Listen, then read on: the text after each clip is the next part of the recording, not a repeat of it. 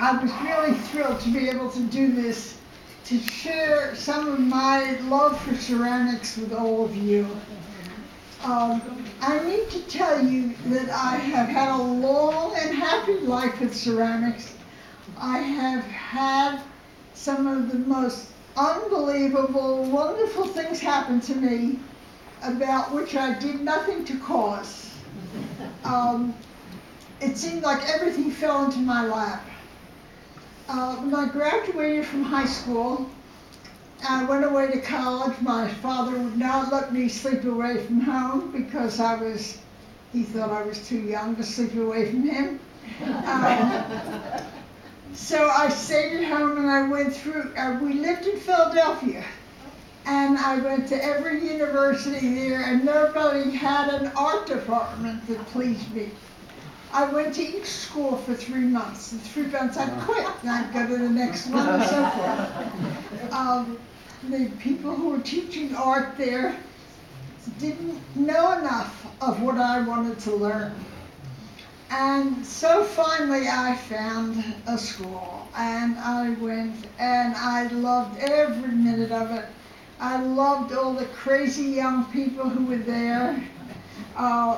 In one of our design classes, for instance, where we were designing clothes, we were given 3 yards of fabric and told to wear the 3 yards the next day. We had to use it whatever we wanted. And so every morning that we got to class, we had some excitement like this. And many of the people were just wild and footloose and fancy-free, and they just kept doing what they were doing. I loved all of the education that I got, but most of all, I wanted to learn clay. And so a friend told a friend of mine that the place that I should go was the Chouinard Art Institute in Los Angeles. I was living in Los Angeles at the time. And I went down, and the entrance office woman said to me, "You have too many credits to come here. You have enough credits to go into your second year of graduate school." Because I had gone from school to school to school to school. And I was always a good and conscientious student. So finally I went to Chouinard. It took me a year before I filled out all the forms and was accepted. I had 7 interviews and started on my program. 2 people that were head of the school at that time were potters, Vivica and Otto Heino. Some of you may have heard of them. They had a national reputation. And they kind of took me under their wing and said, "I heard you have this ridiculous number of graduate credits, but you don't know anything. You don't know anything about clay.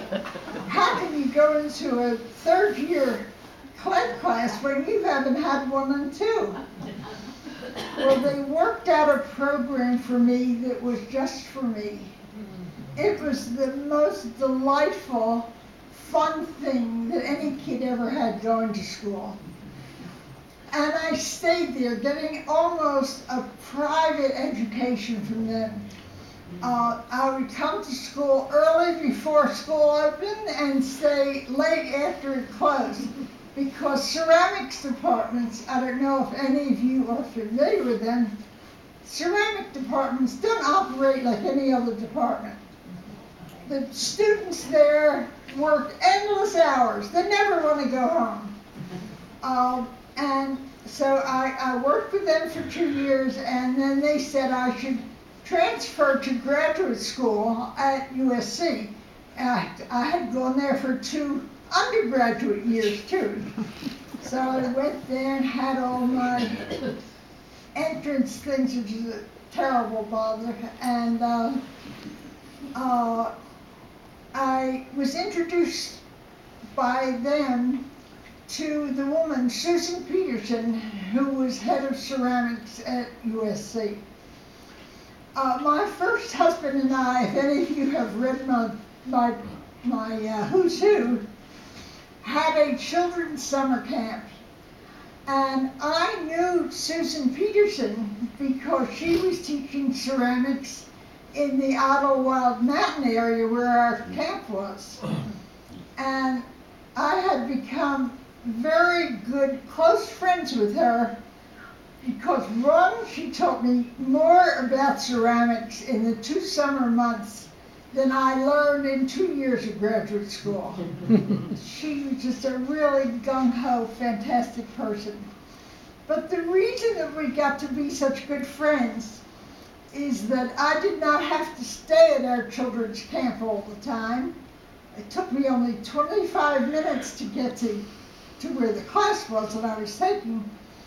And I would bring her the leftover food from the dinner the night before. We had 156 children and anywhere from 50 to 90 staff. So when we had leftover, we had 2 commercial pans of whatever was left over, and I would bring them to Susan. Then she would invite all the faculty from the school in Ottawa where she was teaching. And so all this food was my entry into the ceramic world of these people that were at the height of their teaching. I spent a lot of time there. I would go early in the morning and I would never get home till 11, 12 o'clock at night. I kept hiring more and more people to do the jobs that I was supposed to be doing at camp, and I did less and less and less. By the time that year was over, that summer was over, I felt like my growth and my method and my adventure in ceramics was launched, and I wouldn't do anything else. I wouldn't do anything that took my time. I started huge research projects on the ceramics of various countries. Every country in the world has their ceramic Bible.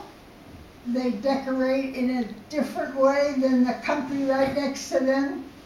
And I got very involved in all of this.